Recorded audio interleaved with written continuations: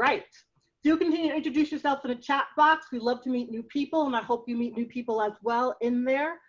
I'm going to move on to talking about our session today.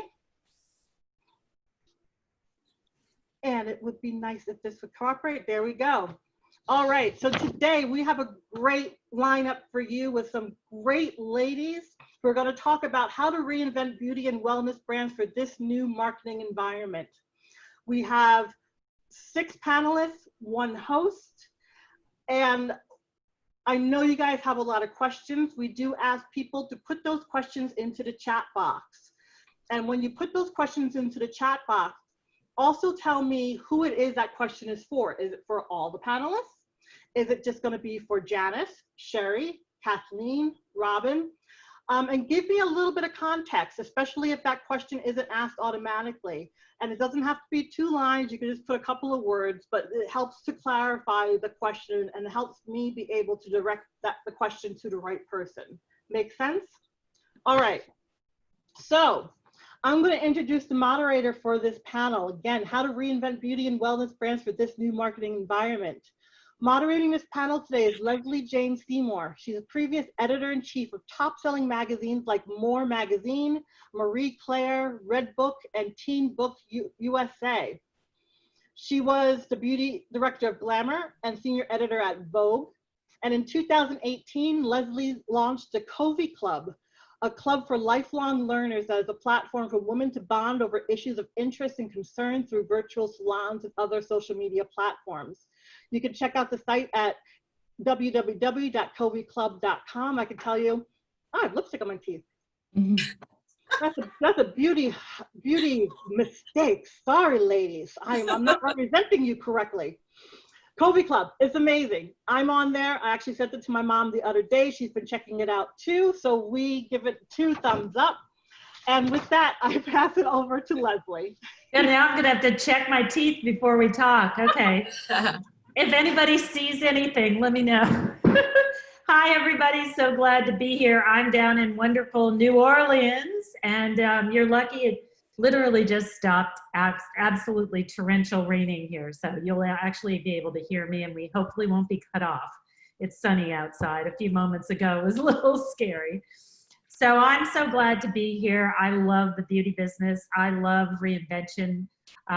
One of the things that More was all about, More Magazine was about reinvention. And then when I left there and started Covey Club, it is the site for people to come talk about their reinventions and how they're going to reinvent. And I really believe, like I think all of our panelists do today, everything. I call this the great reinvention that is coming. Unlike the Great Recession, I think everything's going to be reinvented, from whether we go to work 4 days a week, to how we go to work, to what we put on our faces, to what we don't. Absolutely, how we treat our families, how we treat, our elders, everything is going to change. So this is a wonderful time to do this. And I'm really excited because I have this great panel of 6 dynamic thought leaders, and they have cross-functional marketing expertise from concept to launch in the beauty and wellness categories. Today, we will talk perspectives about what needs to be reinvented to succeed. So from the client side in product development and fragrance development, we have Janice Hart. You can all wave. I guess your names are there, but it's always nice. Who's currently with Bell Flavor and Fragrances. Also, we have Joy Rudd in Consumer Insights with Edgewell. From the agency supplier side, as head of brand strategy, we have Sherry Ketting with MSLK, a branding agency. From a branding agency, meet Kathleen Carroll, president of the Branding Clinic, a brand positioning and consumer insight consultancy. Our QRCA host and co-chair of the New York City chapter, Robin Along, CEO of Lightbeam Communications, a market research and strategy firm. And lastly, the founder of this group today, Sharif Buziak, CEO of BeautyEdge, a beauty and wellness marketing product development advisory consultancy. So if that's not enough firepower to get these answers today, then there is none. So good to see everybody. And this June 10th, as today is the 57th anniversary of the Equal Pay Act. So that's a whole nother panel, I think, that we have to do after this. So let's start with Cherie. Why don't you talk a little bit about how did this group of women come together? How did it lead to wanting to share an interdisciplinary point of view in this webinar? And how is that better than just your individual approach? Thank you, Leslie, and thank you for moderating, and thank you everyone who's joining us and the team that's on the screen with me today. So how this all came about was this thing that's popped into town called COVID. And it was about March 13th, and as an entrepreneur in my own business, suddenly, not only in my household had things stopped, but also in my business things had stopped. And what happened at the same time was this thing called Zoom. Suddenly I was getting these Zoom invitations, and I heard of Zoom before and I had tried it, and it just wasn't for me, but it started coming up more and more, and I was on these chats. So I reached out to a collection of my colleagues that you see on the screen here that I just, I wasn't asking about business per se, I wanted to know, how is everyone? So I sent them an email. I said, hey, let's get together. I want to know how you are. And everyone said hello, and everyone said yes. And so we started on March 27th. I'm pretty sure that was the date. And of course I had the free Zoom version, and we were just talking and going, and we just shut down after 45 minutes, and I didn't know what to do. So I quickly sent an email and I said, you guys want to do this again? And everybody said yes. And I wanted to point out one thing though during that first session is that my first question was, how is everyone? And I really did want to know, because these are not only my colleagues, I've known everybody on this panel anywhere from 10 to 15 years. And it opened space for us to really share our feelings. Some of us were in better spaces than others. Some were worried about their employees and how they were going to take care of that. For me, I was, like I said, everything just kind of, whatever potential projects I had just stopped.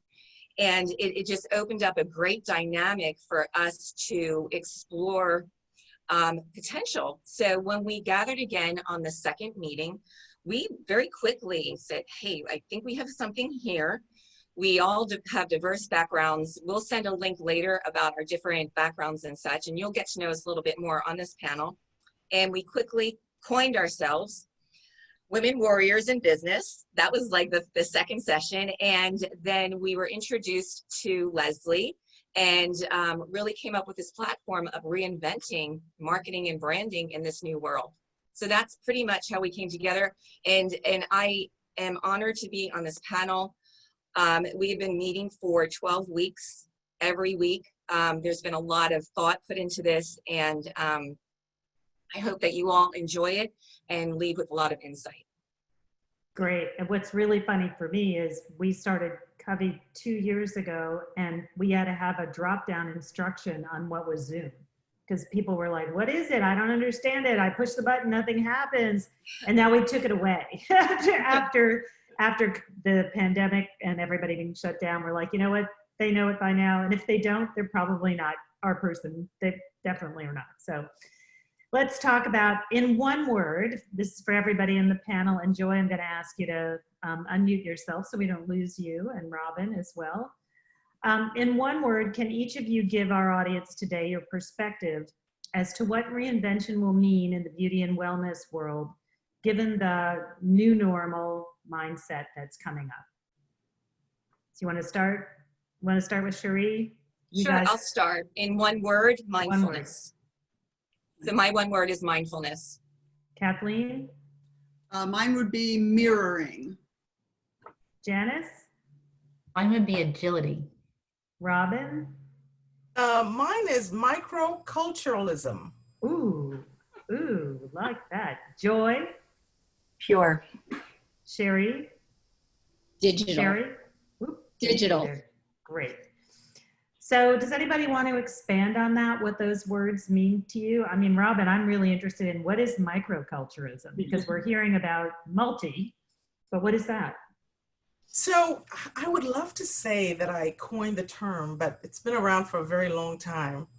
And what microculturalism is and where we're moving, it's almost sort of if you want to put it in your mind in a category, it's the opposite of macroculturalism and macroculture. So the idea is it's exploring the cultures of subgroups that are coming up. And this could be religion, this can be, different groups within a group. So it could be, airplane pilots. It could be,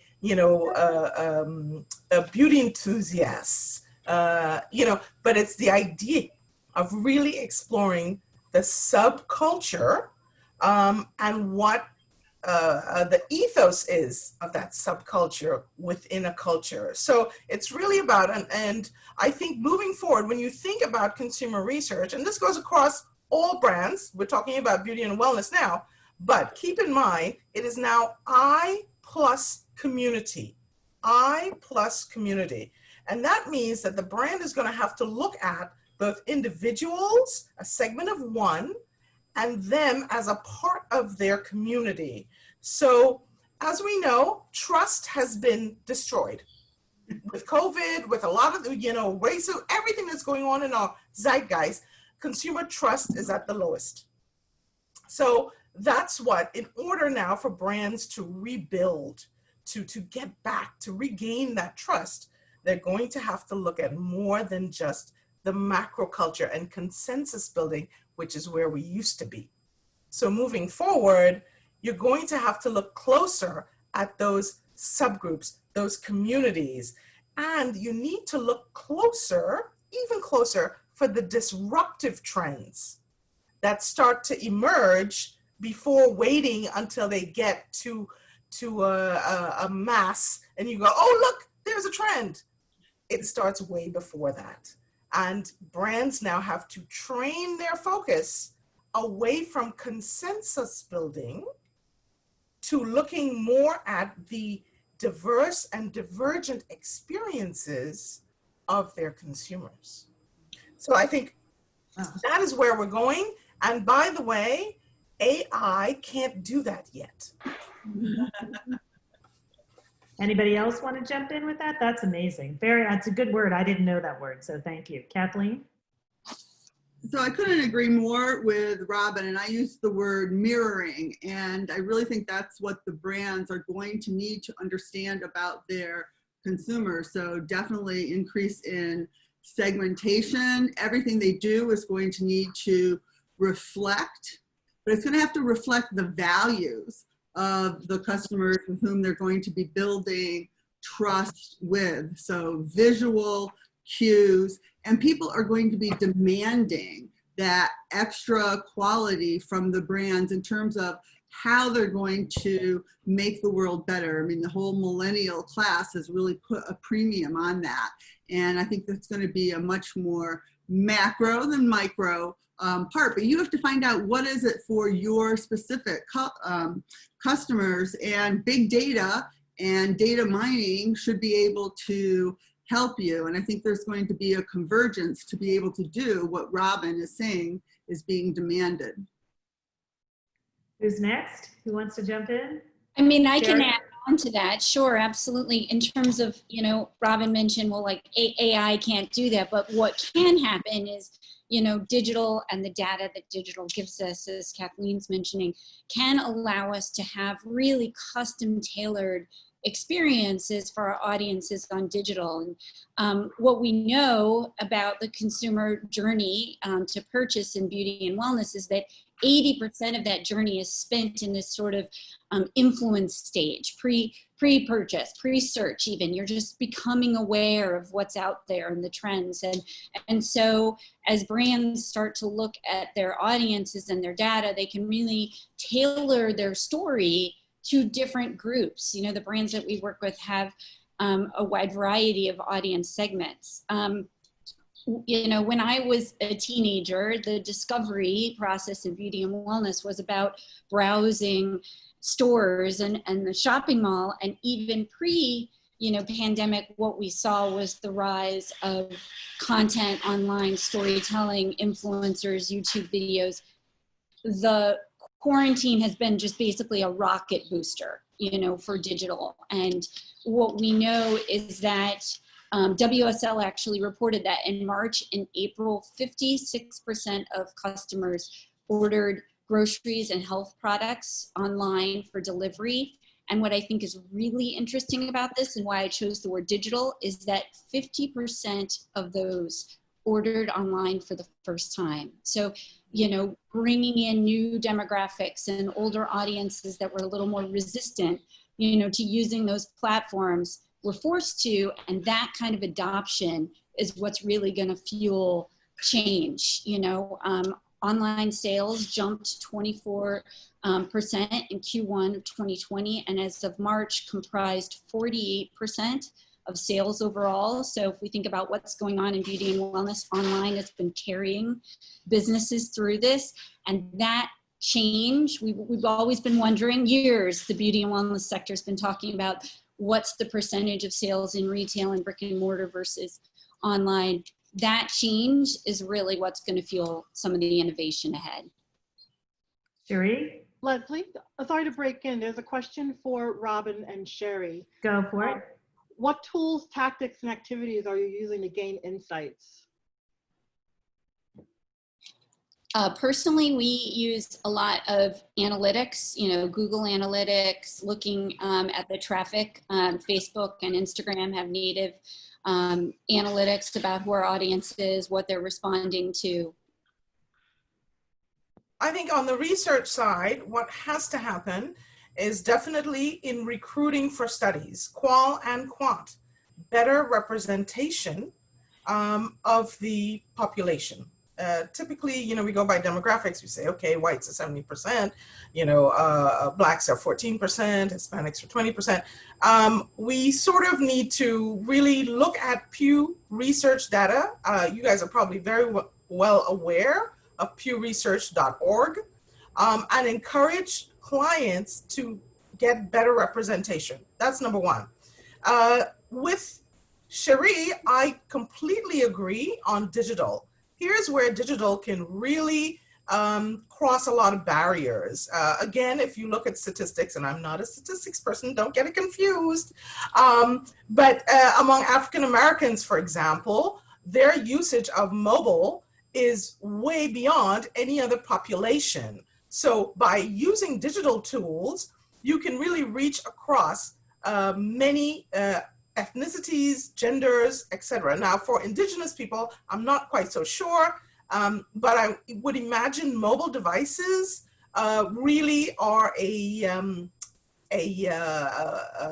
barrier dissolving device, as it were, to achieving. And that's one tactic, sort of, or tool that you can use. And lastly, a tactic, I think, is really first educating oneself on the population that you're getting ready to talk to or research. That is a must. Do not depend on your client to help educate you. You must educate yourself and understand the perspective of the subgroup, whatever group that is that you're researching, and find the voice from them, not necessarily from the dominant culture writing about them. Okay, Cherie, back to the original question. So yes, we're still in the original question. And so I'm going to bring it together between the product and the digital. And when I think of mindfulness, I've been speaking about mindfulness for about 1.5 years now, just from a personal level, and where I really have been focusing on, because it is wellness. So the aspect I see are two prongs to it. You have global mindfulness, which we've been practicing for quite some time. It's about natural ingredients. It's about sustainability. It's about transparency. So it's me and my global world. But then you have everyday mindfulness, which is about me and my relationships around me, which we're getting a lot closer to. And especially right now, when even May was Mental Health Awareness Month. So mindfulness is really starting to bubble up. And where I see that is body-mind connection through products, inner healing, peace, and joy. So how we bring that together with products is, I would say, complementing a product supported by digital. For example, if I'm buying a body lotion and there is a tag on the bottle that says open up this app while you use this product, so it kind of sets you up to, maybe the app is going to play relaxing music. Maybe the app is going to take you through a meditation or a mindfulness process while you're applying, because we are more at home these days.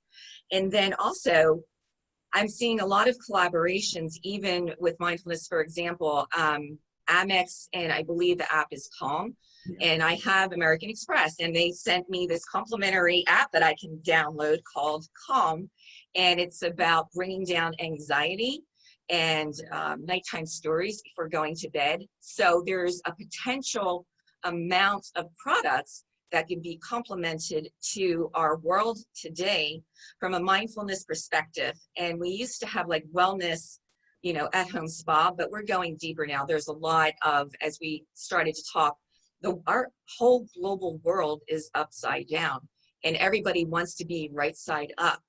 But this is going to be some walking out before we get there. Also, I think that maybe Janice, you can speak to some of the particular ingredients or things that would complement some of the products that you think would help. Absolutely.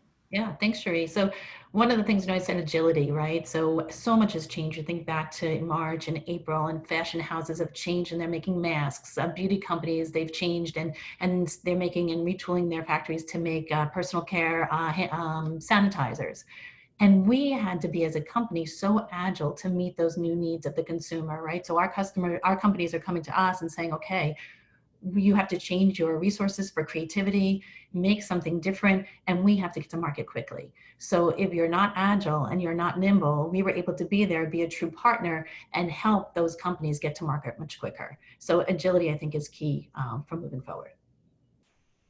Joy, we haven't heard from you. Yes, so my word was pure. I think it's very much a reflection of, I've spent well over the last 13 years in clean beauty with a focus also on sustainability. So that's going to be my perspective on a lot of these questions. And that sort of informed my choice of the word pure. I think in the new normal, health and safety are going to be more top of mind than ever for consumers. So all beauty and wellness brands, no matter where they fall in terms of level of naturalness, are going to need to be very mindful and understanding of what ingredients in their products have the potential for questions about health and safety. Consumers are going to be less and less willing to make trade-offs regarding their health coming out of COVID. They're going to demand safe, effective products that are increasingly free of potentially controversial ingredients. I think we will continue, there will be continuing demand for products like sulfate-free hair care, paraben-free skin care, and growing intolerance for questionable ingredients like talc in foundation powders, lead in our lipsticks.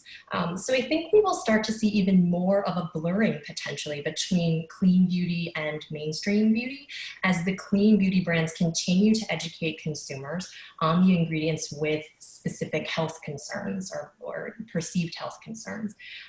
So yeah, I think consumer health and safety perceptions are going to be very important as brands start to reinvent themselves in the new normal. Awesome, great. So Cherie, I was just gonna say, instead of the product putting you to an app that plays, you know, relaxing music, I think mine is gonna have to say, clean up your room so your mom can have time off, right? Leave me alone, clean up your room, and then I can have my mindfulness moment. So how is the consumer going to change coming out of or through this pandemic? What's important to them and what matters less and why? So Robin, do you want to jump in on that?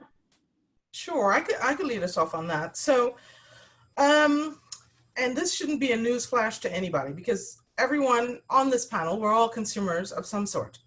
So the idea is here, we're all confused. Coming out of COVID, you know, going into anti-racism protests, our world is upside down. We're all confused. We don't all have answers, and brands should not expect that consumers will have the answers for them.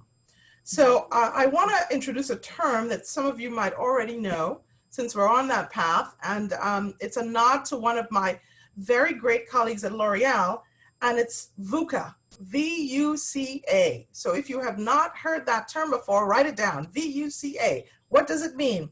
Volatility, uncertainty, complexity, and ambiguity. And there's a theory that we're living in a VUCA world. So every 5 years or 10 years, there's going to be major upsets like we've been seeing for the last 2 decades. So to Janice's point, if you're not agile and you have not practiced or developed your agility muscles as a brand, now would be a good time. Back to consumers. The idea here is consumers are learning fast. They've got a lot of access to information, and you need to develop a short-term and a long-term viewpoint. So in the short term, obviously understanding their behaviors coming out of this sort of VUCA environment. What are the immediate behaviors? But those behaviors may not last, over time. They are a response, sort of a knee-jerk response to what we're going through. So you should know what those behaviors are that are changing, but however, keep your eyes open for what is going to translate long-term. And so, you've got 6 months, and then past 6 months, what's going to happen? Consumers are still fearful. There's no vaccine.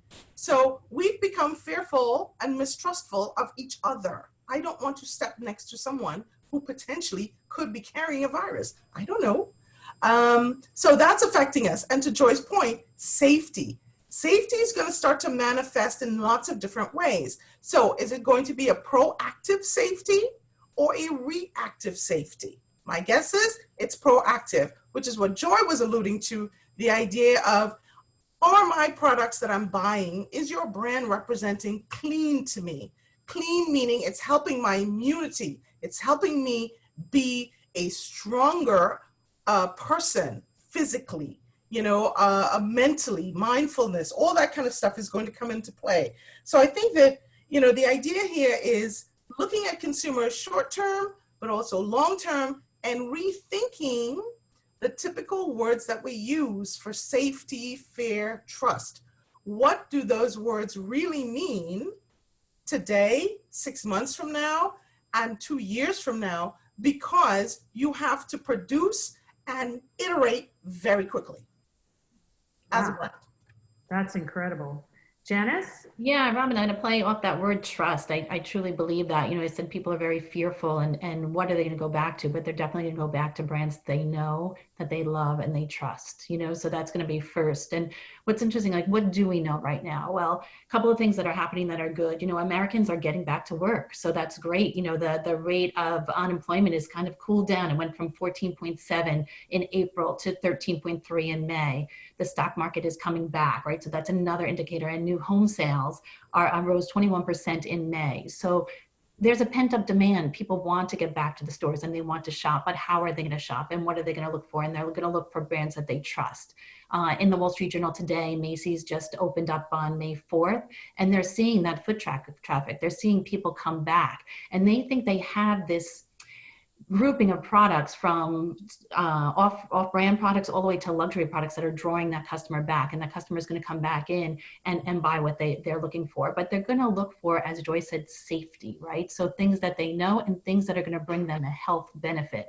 So they're going to, what's trending on Mintel are ingredients like vitamin C, zinc, and elderberry. Those are things that they're going to be looking for in their products. And they're going to be looking for claims that say maybe purifying or glowing, something that's going to make them feel more healthy, and almost that, what Sheree was saying before, that beauty from within.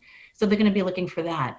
And Euromonitor said, that naturals, and we are often selling quite a few natural fragrances, that trend is going to continue. And they say when you have that vocabulary around natural, preventative, and health-orientated products, that's what people are going to be looking for past COVID.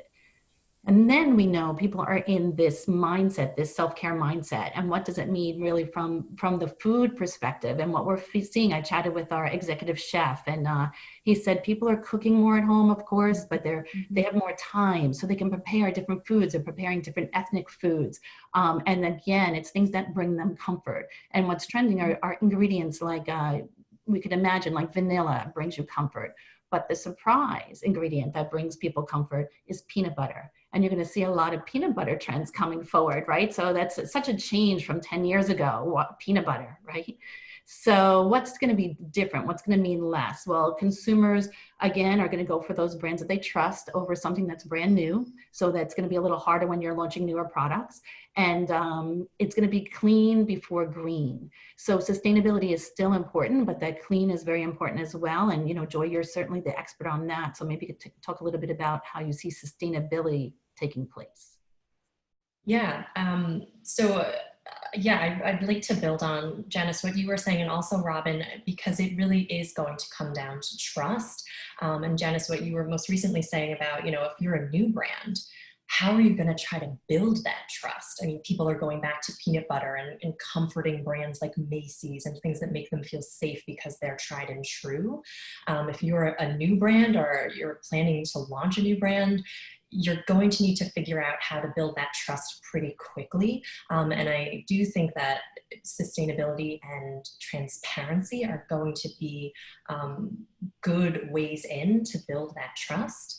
I think consumers are going to be demanding an almost radical transparency into things like product ingredients, even production processes and pricing from the brands that they buy. I saw some interesting data. Despite the coming recession and financial uncertainties, you know, I think clean beauty will progress. Safety, wellness, and sustainability are top of mind. The data that I saw, for example, I think it was from WSL, 64% of shoppers are willing to pay more for healthier skincare, and 50% of shoppers are willing to pay more at retailers that support sustainability. So of course, those numbers were pre-COVID, but I think that, you know, there definitely still will be a resurgence as we start to emerge here in terms of people being true to, you know, commitments to clean and sustainability.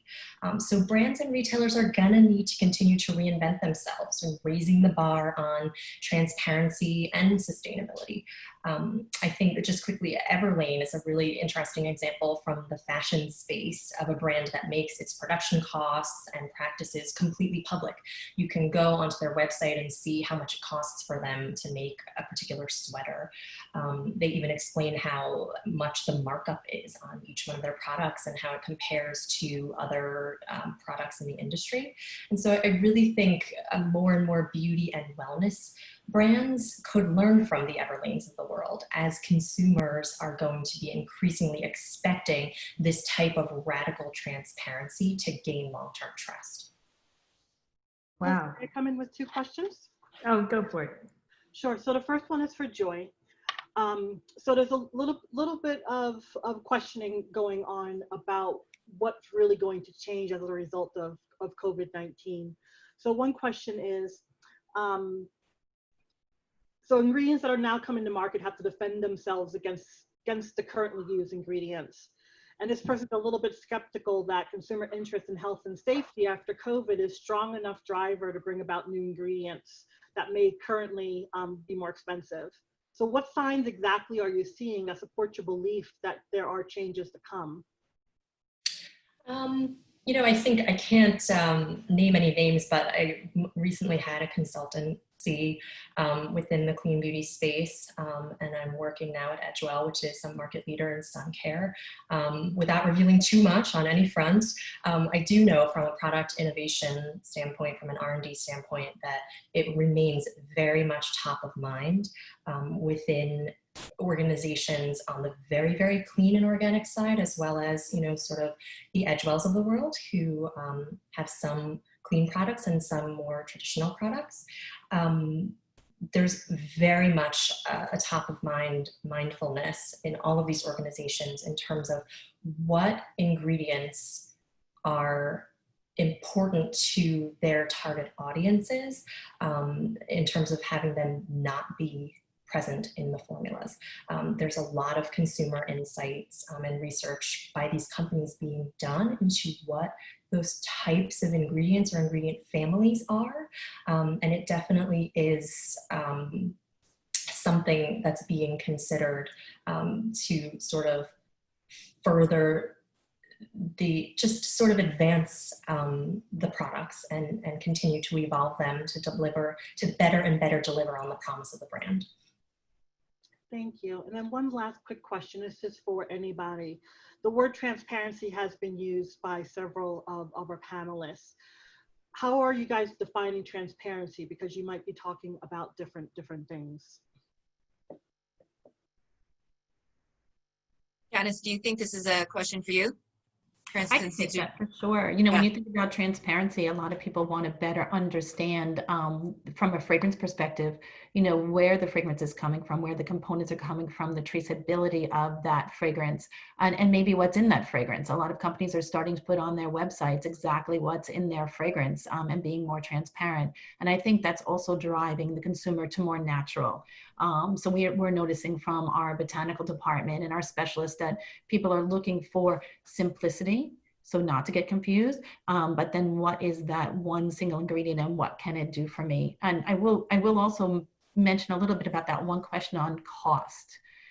People will be more mindful of their spend, their overall spend, but in some areas they're going to trade up. In some areas, they're going to trade down. And I think when we say, will they pay enough for an ingredient that's clean? I think at times, yes, they're going to trade up. And other times they're going to trade down. It depends on what sector they're in. Yeah. I just want to add to that, Janice, great point. How are brands going to regain that trust?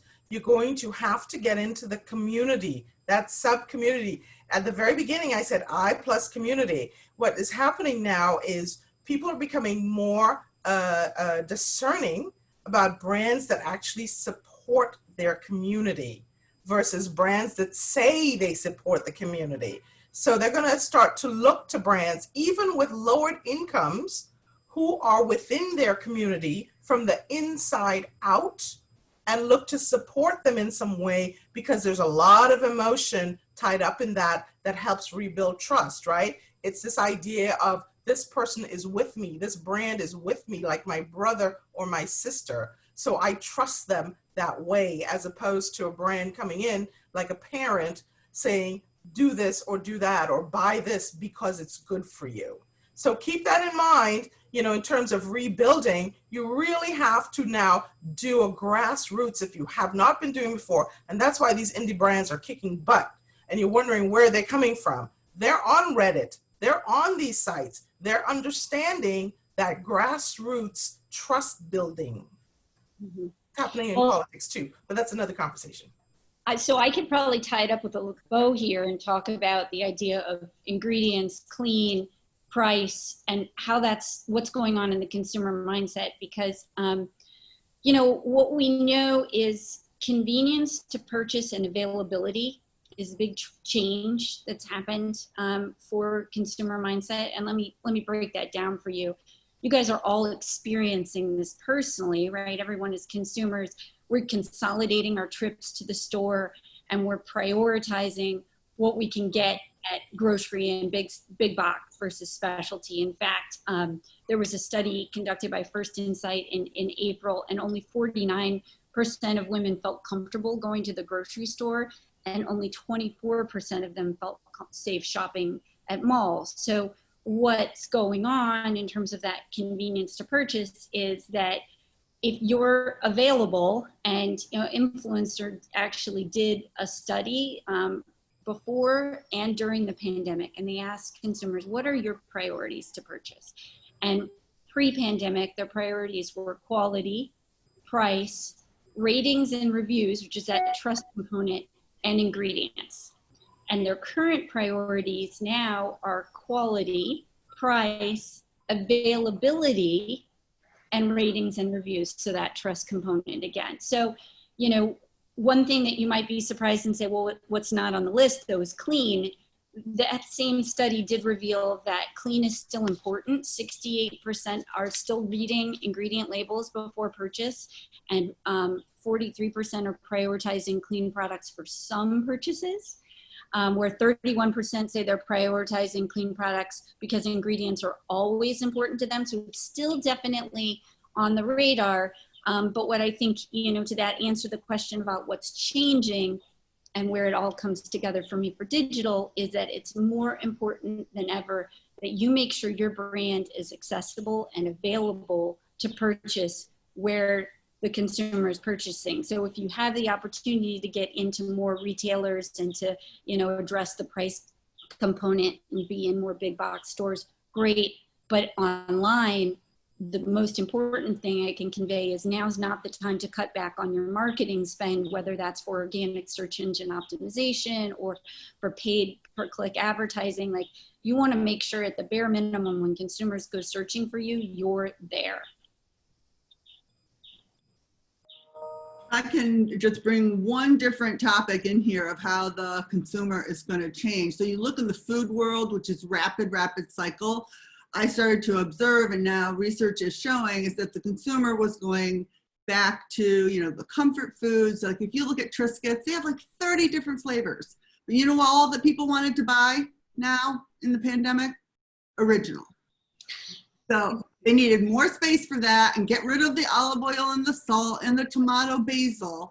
And I really think this is an opportunity, if you're running brands, is get rid of the 300 shades of nail polish, consolidate, give a core package. And it's very, very expensive to carry all those SKUs. I think consumers are going to give permission. You know, their house, the four walls, have become a buttress for safety. And they've all been forced to try now online delivery.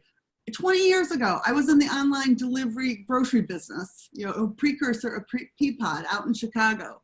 We would have loved a pandemic to happen, to force the trial, you know. Little did you know, that was the thing. And once you've seen that your home and having it delivered there and the quality of life that many people are saying, you know, it's simpler. It's easier. I don't think people are going to want to give that up. So how is a brand going to partner with consumers to let them keep that gift from the, you know, pandemic? Robin talks about its opportunities. So I think, you know, how do we help consumers keep what was positive from this experience going forward? Cherie, did you want to add anything? We didn't hear from you. I was going to add, but I know we wanted to expand on other things, so I'm not going to add too much. I did not, unfortunately, hear the question clearly when it came across. But what I wanted to say about a few things with trust, as I see with products, that at this point, whatever products are coming out will, I foresee, have to be, those claims and what you say your product does will have to be tested. So where in the past, brands have maybe been able to skim and say, oh, because it has lavender, then it's going to do this.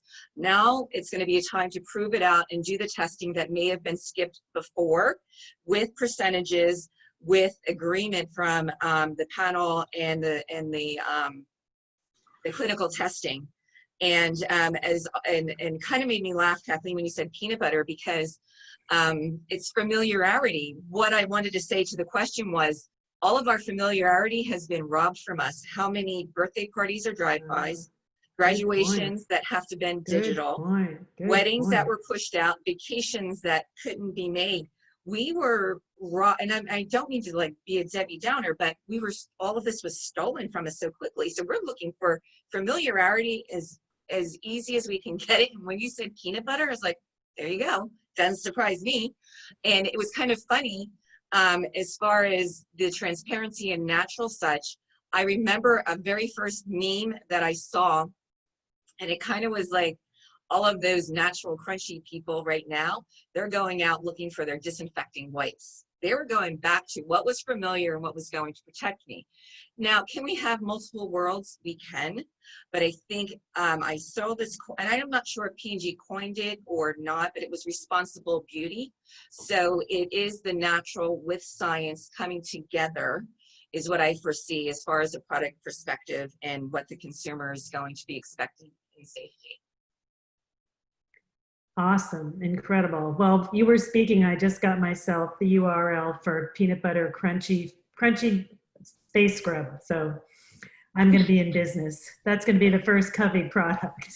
You can have a face mask. What do you see as the biggest challenge for beauty and wellness brands then, with all this coming? Joy, do you want to start? Yeah, and I think it's actually very much a build on I think Kathleen's point and others' point on simplicity. I think brands are really going to need to internalize the fact that consumers are facing a time of unprecedented uncertainty. Even as we emerge here, we still don't really know what's going on. In the face of this, brands will really need to embrace that simplicity. More than ever, consumers are going to be experiencing decision fatigue. I know I picked this up from Ina Garten, my favorite celebrity chef. She eats oatmeal for breakfast every day because she has decision fatigue. It's too much to decide what she's going to make, so she just has oatmeal every day. And I am doing the same. And it's so easy. And I don't have to make a decision in the morning what I'm going to eat. It's just done for me. Clutter is going to mean lost conversions going forward, no question. I just read a study from Inmara Analytics that said sales at what's called limited assortment stores like Trader Joe's are projected to grow by over 5% in the next 3 years, while sales at your regular grocery store is pretty much going to be flat. So, consumers are, making decisions and saying, okay, I'm looking for that simplicity. I don't maybe want all of those Triscuit flavors. I think consumers are craving that simplicity. So brand narratives, product assortments, package labels, they're all going to need to be potentially reinvented and pared down to their purest form in an effort to keep it simple, easy, and time-saving for consumers. Robin, did you want to jump in on that? The eternal optimist I am, I don't really see a whole lot of challenges. I see a whole lot of opportunities. Past COVID, going into that time when we don't think about COVID anymore, we think about other things, because there'll always be something. So I really invite the attendees of this panel to think about reframe their thinking of challenges and seeing them as opportunities, and specifically opportunities in terms of product development, opportunities in terms of the shopping experience, which is going to change tremendously, opportunities that these subgroups are going to offer. I think that Kathleen makes a very good point about simplicity. However, as a woman of color, when you think about, for all you beauty product developers out there who develop foundation, and you think, oh my God, there's 80 SKUs. What are you telling me? I can't have 80 SKUs? I think the point is, with women of color, no, you don't get excused to just make, 1 or 2 colors. Like Crayola did a box of crayons representing skin tones. So yes, you're going to have many SKUs there. However, the shopping experience potentially can really help you digitally. So as digital improves to HD, colors are better. Do you have to carry them in the store? Maybe not. Maybe you carry them at with a special online experience. I don't know. I don't purport to tell you how to sell your cosmetics.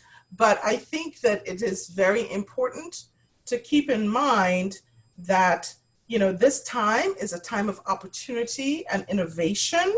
And you can innovate in an uncomplicated way. There's no reason that innovation has to be complicated.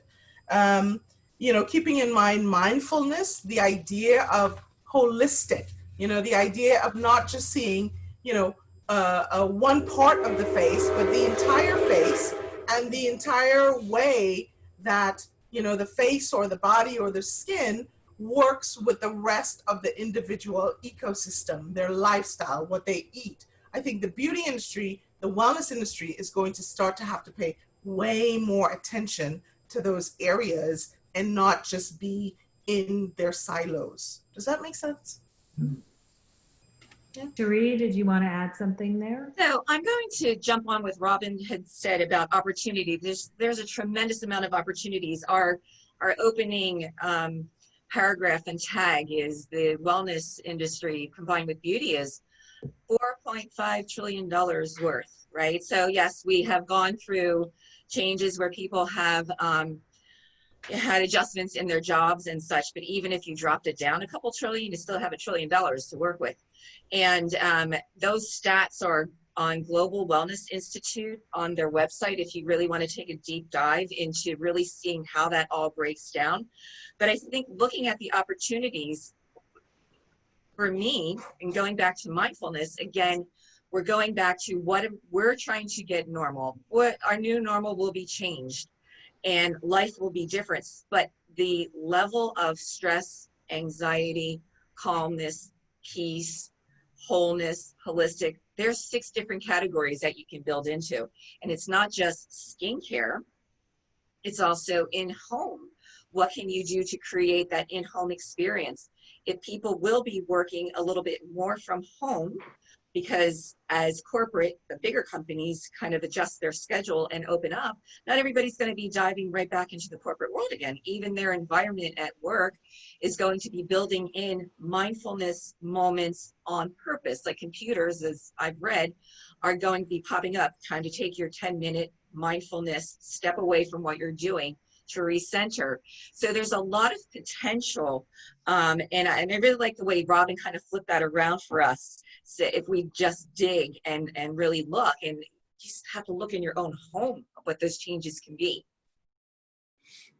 Awesome. I think it's great. I mean, I'm a consumer, and I think your whole idea about calm and cleaning it up and simplicity, it appeals to me as a consumer because everything's so crazy out there. And decision fatigue, absolutely. We're all just, you can't even go into the aisle of the supermarket and even look.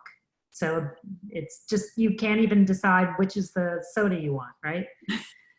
So Leslie, I've got a question for Sherry in terms of, packaging and how packaging and design might move forward, with this time, seeing as you have to face sustainability, you have to stay, and price, are people going to want to pay for that? How do you keep simplicity? How do you, make sure and create a calmness, a mindfulness that is easily translatable in the packaging, even online? Like, I'm so curious about that. Yeah, I mean, this is a conversation we were already grappling with, right? A lot of our natural brands would conduct research with their consumers and find out that, like, there was this sort of dichotomy of what's the value of the outer carton, for a high value skincare product, it's telling all these rich stories and the transparency and the ingredient clinicals and all the stuff that justifies the value of the product inside, which, maybe could be $70 for a tiny little carton. And so there's a lot there, but if you've got a sustainability commitment, how do you balance? And so, what had been happening previously was a commitment to protecting the product inside, right? Because product spoilage and breakage during shipment is the worst sustainable, disaster that can happen. But I think, now we're going to be actually entering some of the things I've been thinking about are the new challenges of, like, gosh, we've worked so hard to get rid of that outer wrapping, the tamper-proof, like, plastic wrapper. And now, like, is that going to come back? Because that shows that the product is, pure and safe. So, wow. Robin, I don't know if I have an easy answer for you, but what I'm doing with my brands is we're really just looking at what's our true north, what values do we believe in, and then how do we translate that onto the packaging. And I'm hearing you, Joy, talk about, like, how we can streamline and provide more quiet and calm and mindfulness. And so I do think there's going to be a prioritization that has to be made there.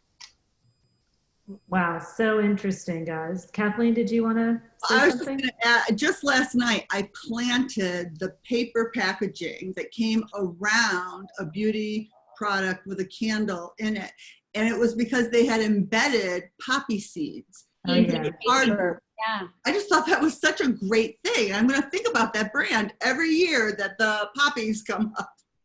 And by the way, that seed paper is so expensive. Like, you should be thankful to them for making that investment. That was a real investment of that brand into making that possible, because that paper is not, I mean, what I'd like to see is as demand increases, availability and cost will go down. But currently that stuff is really out of reach for a lot of brands. Wow. And what you just said, what you all brought up about packaging, and I just thought of myself when I went into shop. We're opening up here down in New Orleans, and I don't want to touch anything on the shelf. I'm afraid other people have touched it. So what do I do? And then what if you've taken the plastic away? Can someone clean it or not clean? I mean, it's a big mess.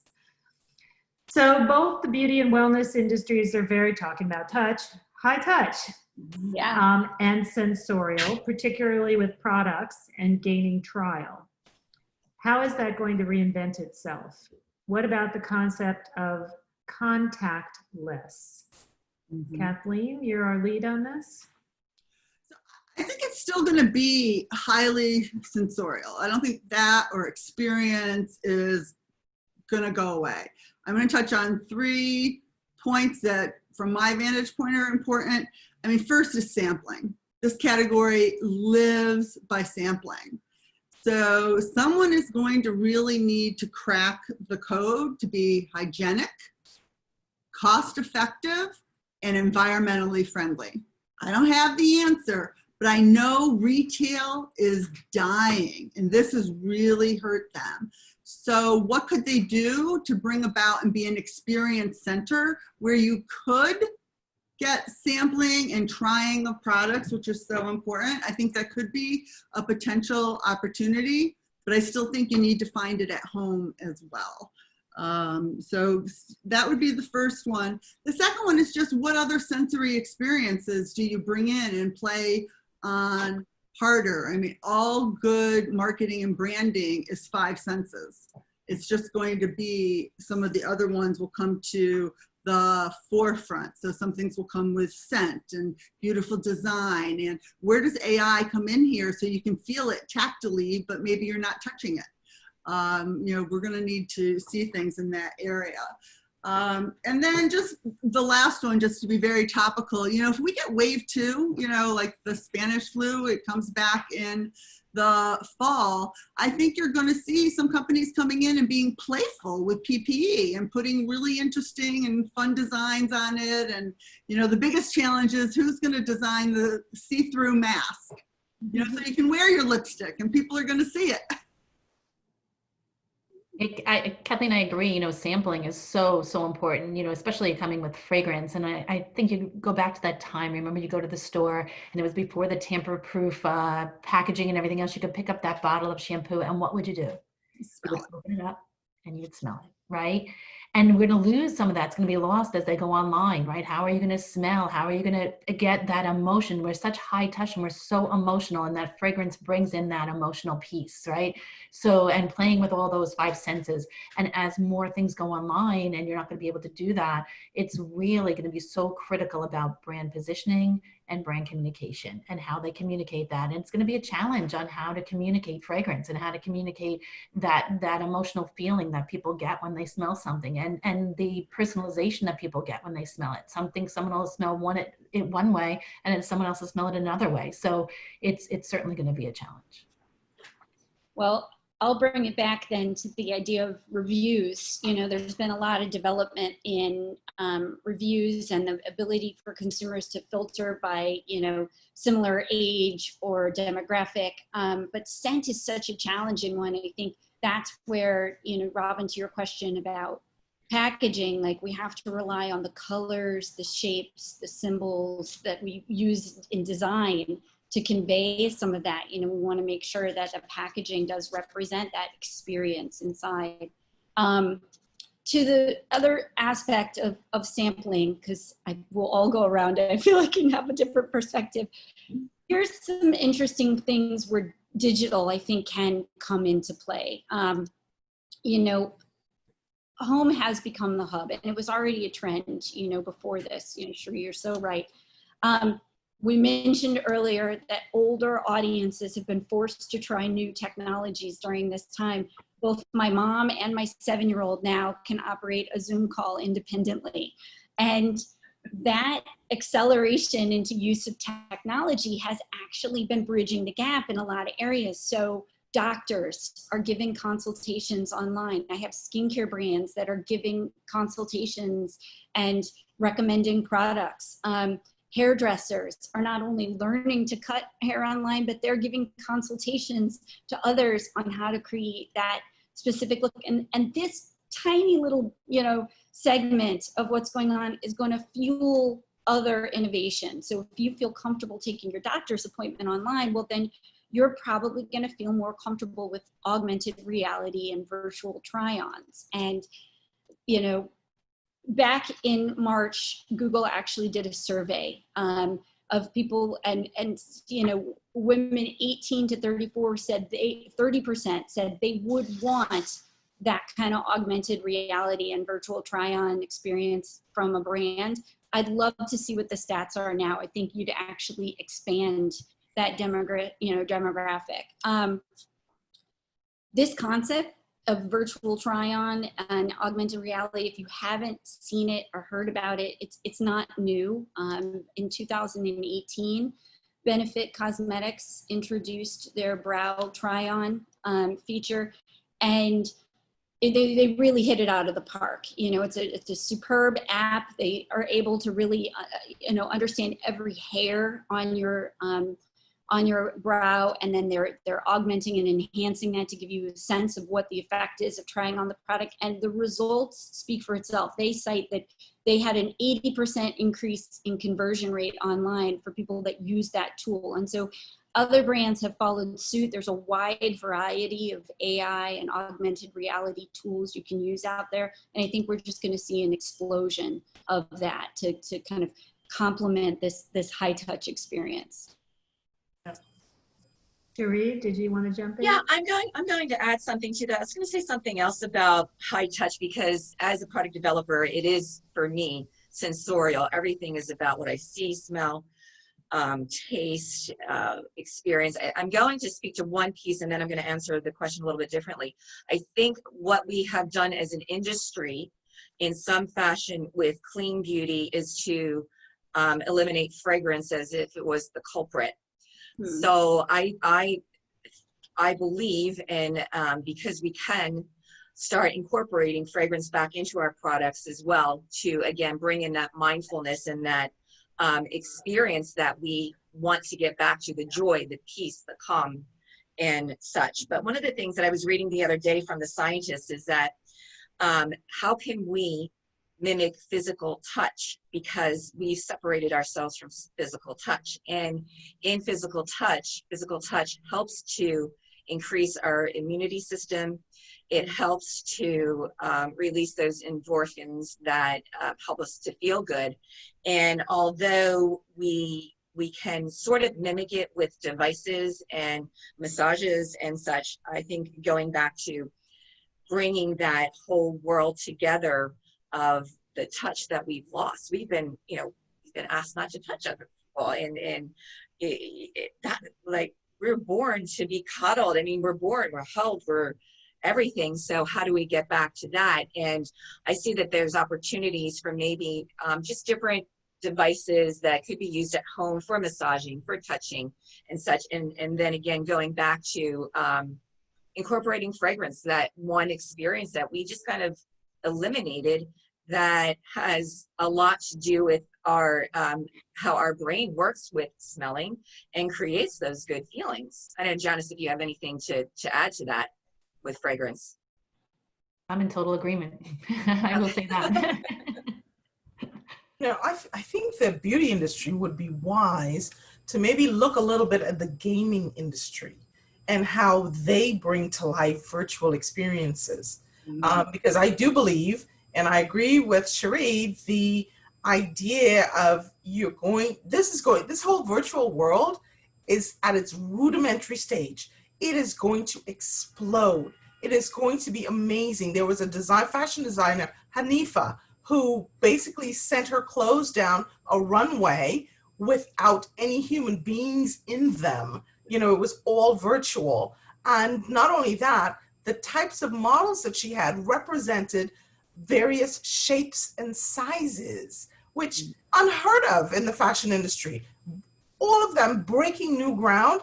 And I think that as digital becomes more efficient, it increases, it brings that experience or experiences to life better, I think you're going to see a whole lot of migration, as Cherie was saying, onto that platform. And beauty needs to be, you know, in the front of that pack and not at the back of it, and not think, oh, geez, I can't get my product sampled.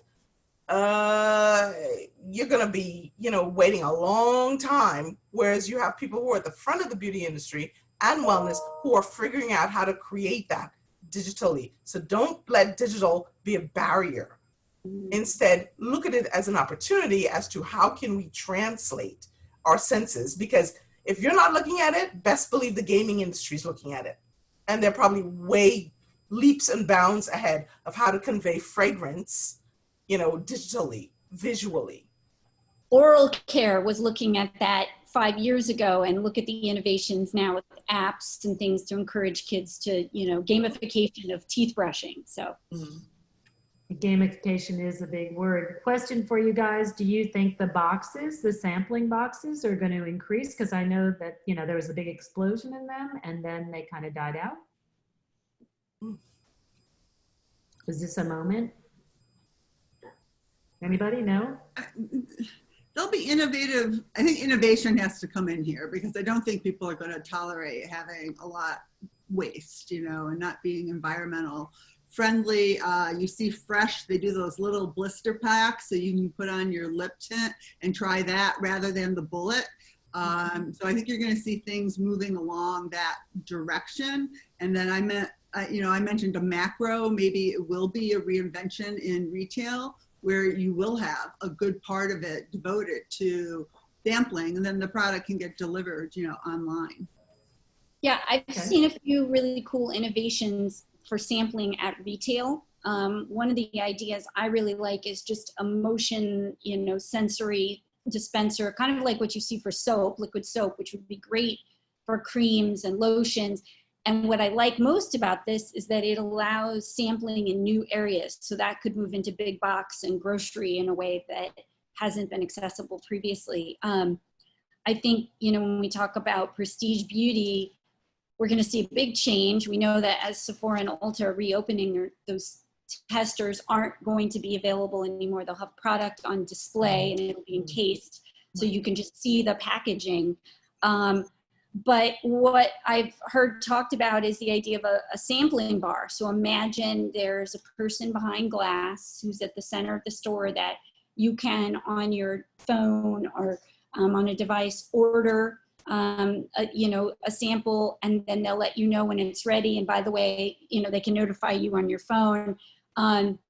This has got some interesting implications, right? I mean, first of all, I doubt that sampling bar will be able to have every single product in the store. And so I think that's going to become a real pay to play challenge for brands, you know, right? Because sampling leads to purchase. So the brands that can afford to participate in that sampling program are likely going to have some benefit there. And then in addition, when I get notified that my sample is ready, well, then that enables the store to give me all sorts of other push notifications of coupons or other offers. And, you know, consumers were already using their phone in store for purchase. So now we've unlocked a whole other level of engagement. And you know, with the pandemic, I don't know about where you guys are, but here in New Orleans, that you have to literally stand out. You can stand outside the restaurant and make your order, and then they hand it to you, very much like that. We're getting used to that, which seems so crazy. But that's and really that interesting. Adoption in other industries is, of course, going to breed into beauty and wellness. So interesting. So another question for you. We've got 2 left. And we're getting to our end here. What are the most critical changes that we must make in the beauty and wellness industries to face the future effectively? And Janice, we're going to start with you on that. Sure, no, that's great. And one of the big changes, I'll be short and sweet, but one of the big changes that we're going to see is that the beauty and wellness industries are going to merge, right? So they're going to be looking for more health benefits coming from your beauty products. And it has been merging, but it's going to merge much more. And the other thing that we keep saying is that we're all in this together, right? So what is that driving? That's driving people to buy more locally, to really help their communities, help their shops in their towns, things like that. But even from our perspective, and when we're starting to see disruption in supply chain and not being able to make certain things, that's going to drive it even further for people to buy more locally and support that area. So those are the few things that I see that are going to be coming with beauty and wellness and the reinvention. Can I just ask you, are you talking about supply chain coming from around the world? It's going to come more locally, or you mean micro locally, to borrow from Robin?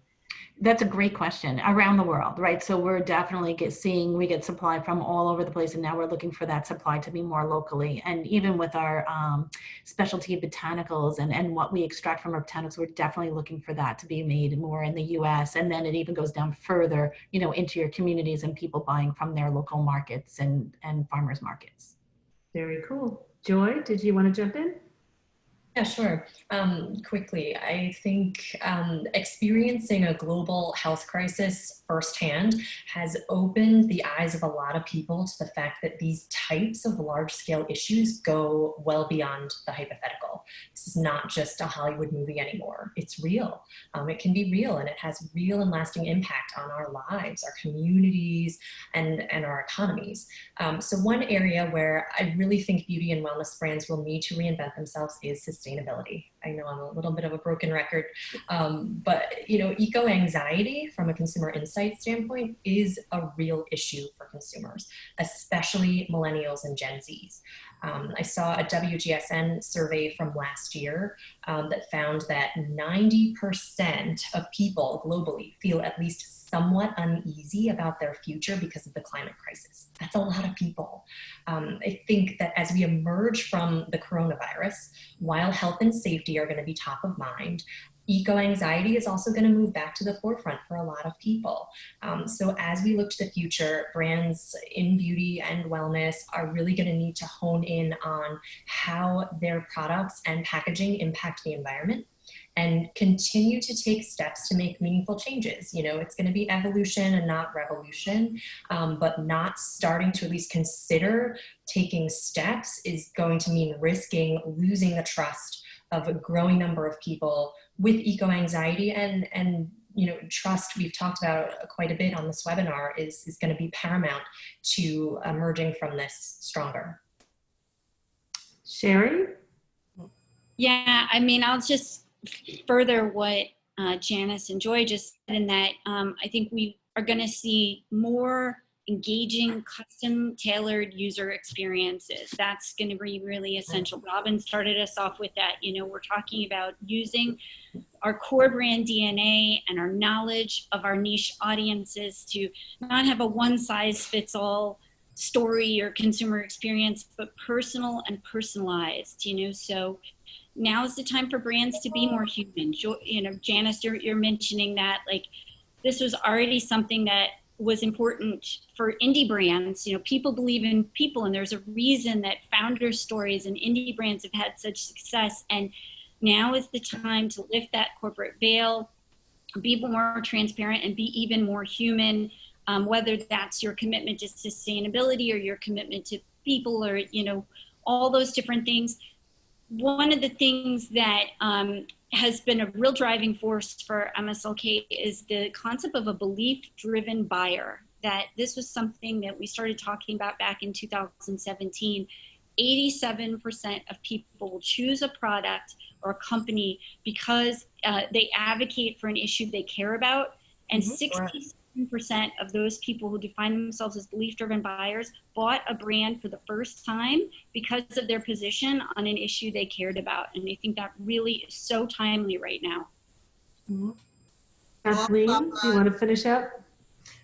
Yeah, absolutely. I couldn't agree 100%. On the research front, two things. One, empathy. We overuse that word, but it's very important in research. We have to understand and rethink empathy, not just, when you think beauty, but across all segments, LGBTQ, women, men, all genders, ethnicities. We have to up the game of empathy. That's number one. And number two is research is now not just a validation process. It is, big companies are using it as a validation for iteration. So constantly, and there are many qual and quant companies that are doing that now. The idea is making research faster so you can go into iterations faster, you can get it, you can test, get it out to consumer, make corrections, and keep going. That's where research is moving. And those are the critical changes I think the beauty and wellness industry have to also do, be able to validate and iterate very quickly, incredibly quickly. Kathleen, did you want to finish up that question? Sure. I'm going to focus it more on, and I agree with what all my colleagues said, the world right now, what insulates a brand, and I think Sherry and I have a similar belief to that. I mean, at the Branding Clinic, we have been for the past 15 years on you have to position yourself on an emotional end benefit, because that's what drives long-term consumer loyalty to your products. And so if I'm looking at beauty and wellness, I would be shifting away from my little loyalty programs and just saying one ingredient does this and that. And I would be doubling down on what is that overall emotional and benefit promise that we're going to give and drive consumer loyalty. Cool. And somebody else? Did someone want to jump in there? No, I think I'm the only one that hasn't responded, but I agree with everyone. Oh, good. Okay. I'll give you a list of products of ideas. So Great. Last question for you all. How do you see the retail channel environment reinventing itself? Sherry, do you want to start? Well, and I shared a lot about the reinvention I see with sampling, so I'll defer to my colleagues to talk about this. You know, if you're not online, you got to be online. I mean, multi-channel is where it's at, or you're only online. The world has turned upside down. And Joy? Yeah, just building on what Kathleen is saying, you know, multi-channel, I think, is going to be redefined. So, you know, I think we're going to see things like live stream e-commerce move to the forefront, where brands are able to create a branded experience through live stream, sort of the next generation of a QVC, if you will. You can have celebrities, you can have founders live streaming, selling products to anyone virtually anywhere. And I think that's the future of retail. It's something like $4 billion in sales in China is already being done through live stream commerce. So there's a tremendous opportunity for that to grow here in the US as well. Yeah, I mean, I couldn't agree more, Joy. I read recently two things. One, of course, the explosion of TikTok and using this idea of entertainment to sell beauty, et cetera, which was, you know, YouTube had a little bit of it, but TikTok is taking it to a whole nother level. And the Tmall at Alibaba, where you have, you know, your mall experience online, and it's got, you know, hundreds more stores that you can spend hours browsing, as opposed to walking the streets, going into one store, into a next store. So are we seeing the death of retail in bricks and mortar? I wouldn't necessarily say that, but certainly I'm hearing, you know, the woman in the opera warming up. Well, those are all the questions that we have. Shannon, do you want to take us into Q&A and see if the audience has some Q&A for us? Yep, I have a couple of questions, and if anybody who's listening who has more questions that they have not posted yet, definitely do post those. So the first question is going back to the definition of beauty and where that is shifting. We talked about that a little bit earlier, but do the panelists think there's a trend towards more internalization of beauty? Will that trend continue post-COVID-19, or will we revert and go back to more externalized visions of beauty? I'll jump in on that one. So just coming from Euromonitor, going across the globe of what they believe in their trends, and they come out with their top 10 global trends every year, and then they modified those trends after COVID to say what is going to be moving forward. And yes, that definitely this beauty of how we feel about ourselves and how we express ourselves, not that we have to be absolutely perfect and our makeup has to be perfect and we have to be Instagram ready, but the fact that that beauty is coming from the inside out is definitely going to move forward. Well, and I It's think here to stay. also a lot of innovation is driven by the younger demographics, and Gen Z is really committed to the idea that everyone is, you know, special, that they're special, and there's a lot of personalization wrapped up in that that we're going to need to keep pace with to keep them engaged. Then it seems like a lot of what we talked about applies to women. What about the men? You know, Well- I'm so glad you asked that. Well, I didn't Because I think that, you know, beauty and men is a category that is growing and growing and growing. One of my good friends, Ainsley, is in men's grooming, and he puts together a lot of stuff with Fashion Week and here in New York and around the globe. And we've always gone back and forth on that. You know, what is beauty doing for men? And I think with the advent of sort of gender blending, there is definitely going to be more beauty products available. But I think it's going to be under a sort of a gender blend type of, you know, androgynous is kind of like an old word. So I'm using gender blending instead. But this idea of, you know, yes, it can be for men, it can be for women, but, you know, it's available to you, you know, if you want it as a man. And then specific grooming things that men have, I think is going to continue. Also like beard oil, you know, all those things that men use in particular, just for them. I think that's a huge growth category. And it's going to continue to grow. So if I could just build on that, I have a 22-year-old. I know his whole fraternity house and those guys, it's gonna skyrocket. These guys are talking like girls. It's you gotta be in it. Yeah, is the communication gonna need to be different? Yes. A little more rugged words, you know, a little more ruggability, but they have girlfriends, you know, it's here. Mm-hmm. Sherry, I see you trying to break in. Yeah, I am trying to break in. This was such a joy getting everyone together, because this has been the whole 12 weeks. Like, okay, let's get to this. So I see two avenues though, is gender neutral, which I think, Robin, you were communicating. So that's pretty much how the packaging is presenting itself, whether it's male, female, however someone identifies themselves. So it's not pretty, it's not full, it's just there. So there's that category.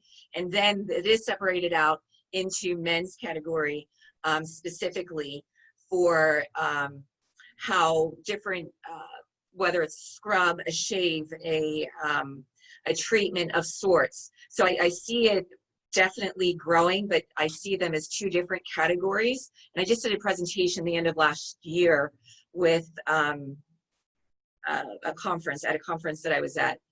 And what I wanted to also say is that they have hygiene that they have to take care of as well. So I don't think that we purposefully were just trying to speak to women during this platform, but what we're seeing is across the board. And the last thing I'm going to say, even for my husband, I had to give him 4 haircuts in the last 12 weeks, and he's very specific. And I'm a licensed esthetician and cosmetologist, so I know a little bit of what I'm doing, but that doesn't go away. They still have to present themselves online, and they're still doing the same Zoom meetings, or they're going to sales and such.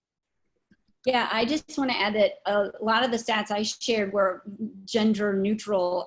You know, 1 in 5 men and women listed the things they're most anxious to get back to as fitness and beauty. And that was in a big thing of see friends and family and go back to work. And they were like, fitness and beauty. So everything that we talk about is very gender fluid these days. We flat out had Sephora tell us, don't bring me another, you know, male specific skincare line. They're really looking for that gender fluid. All right, so we're at time, but Leslie, is there anything you wanted to say to wrap things up? I just want to say thank you to everybody. I feel like I got such an enormous education, and it reminds me of, oh my God, how much I love beauty. It's such a wonderful, interesting, fascinating business that incorporates everything from technology to psychology to politics to, it is it's really just one of the most amazing things. I have learned so much. I bet you all your panels have. Peanut butter face scrub is mine. That's all I'm saying. But the rest of you, go get them. So thank you for having me. That was totally awesome. And I'm just so proud to be here with you all. And I want to do this again. I want to listen. I want to be here for the next one. We just may do that again. We might. 3 months, right? If Check in. Shannon, if people have questions following up, will you share our contact information so that they could certainly reach out if a question wasn't able to be? Certainly will do. And I'll send you some of the questions that we did not get to ask that were a little bit specific versus broader. But let me toss it finally to Robin, my co-chair of the New York chapter for QRCA. Robin, do you want to send us off? Well, thank you, ladies. Thank you, attendees. Thank you, everyone who felt that they got something from this panel. I think all of us really enjoyed participating. I want to thank my fellow panelists for allowing me to be on it. Most importantly, I want to thank our Vanna White, Shannon Danzy, who kept us going. Yes, Shannon. Through all, which is incredible. Our moderator, Leslie. And please tune in to a lot of great programming coming up on QRCA.org. Thank you, everyone. Thank you, everyone. Thank you. Bye.